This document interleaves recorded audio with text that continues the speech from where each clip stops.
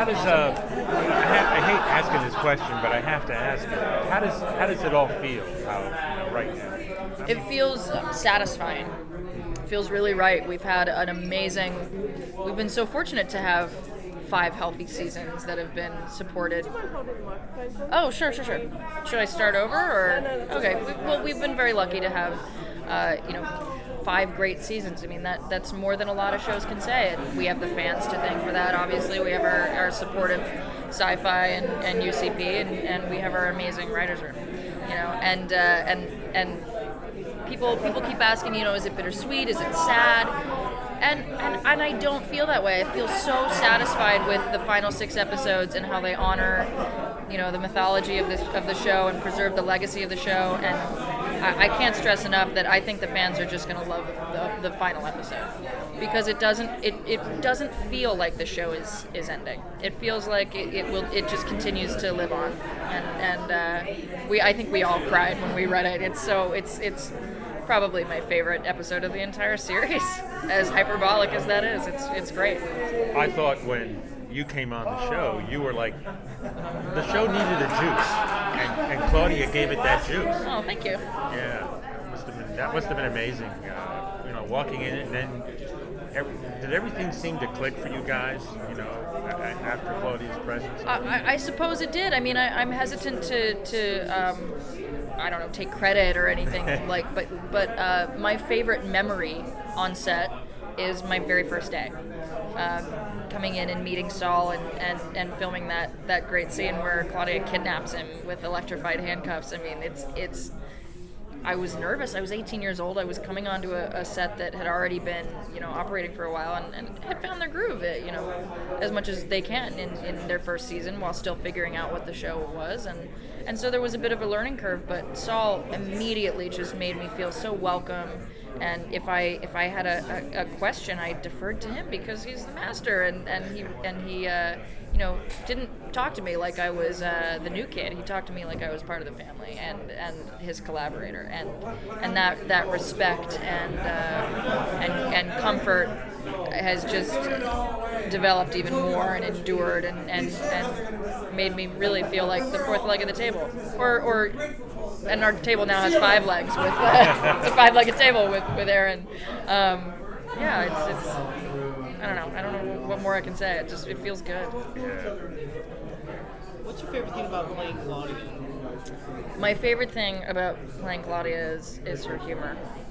And we all get to do that to some extent, that we walk this tightrope of drama and action and humor and family emotion, I love that I get to be the sort of alternative, edgy girl. It was fun, certainly during this, these years when a lot of young actors have a hard time transitioning from teenage, playing the daughter or the high school student or something into adulthood and playing the agent or the cop or whatever. And I've been able to bridge that gap, I think. Hopefully Hollywood has the same attitude, because I certainly feel that way. Bridge those years with a really cool character that I've been fortunate enough to hear from young women means a lot to them, because she's not fake, and she doesn't apologize for being intelligent, and just has her own style that she doesn't apologize for. I'm gonna miss Claudia. What was it like on stage when you were doing the episode where you were on stage and performing and all that? That must have been a blast. The open mic? Yeah, the open mic. Yeah, performing the open mic as Claudia, I just brought all the times that I have personally performed at open mics and just put all the nerves and the thrill of doing it into that, and I don't think that you can tell the difference between Claudia's open mic and my personal open mics. Cool. So what do you geek out on? I was just telling them I geek out over a lot of things. Music, number one. Music is my sweet nectar. But I have a really geeky story about when I got to meet Kimmy Robertson from Twin Peaks. Twin Peaks is my favorite show in the world, and Twin Peaks fans will remember the Mina Bird Waldo. When I met her, I was wearing a gold bird skull necklace, and she noticed it and walked up to me and plucked it off of my chest and said, "Oh, Waldo." And the look on my face is like I'm having an aneurysm. I can't handle how. I mean, I can't even speak now, obviously. I'm geeking out so hard. I'm reading Kimmy Robertson, Twin Peaks. Anyway, I used to actually have a fantasy that if we ever met Claudia's parents, they would be played by Kyle MacLachlan and Sherilyn Fenn. That's what I really wanted. But, Have you found the other end of that coin in the way the fans react to you? What's the experience been like? yeah, it's bizarre because, I don't think of myself as anything more than what I am, which is just a working actress, and I've been that way since I was 11 years old. And but it's very gratifying and very flattering, to be in the subway in New York and have a subway driver say, "Hey, Warehouse 13." It's comforting and very very gratifying because we're so removed from the process when we're on set. We don't. And that's what makes Comic-Con so great, is coming face to face with the people that we make the show for. So it's cool.